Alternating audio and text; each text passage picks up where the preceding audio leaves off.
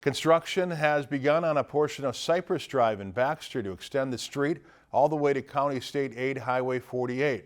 Crow Wing County partnered with the city of Baxter as they build a parallel corridor to Highway 371 to help alleviate traffic. The public can expect closures on Highway 48 once the construction on Cypress Drive reaches the planned intersection.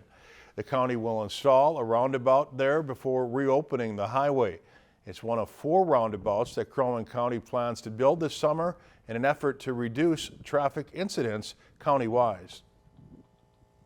Roundabouts are great for traffic. They have been proven to increase safety, and the chances of being in a fatal crash in them is reduced by 90% over other types of intersections like a 4-way stop or a signal.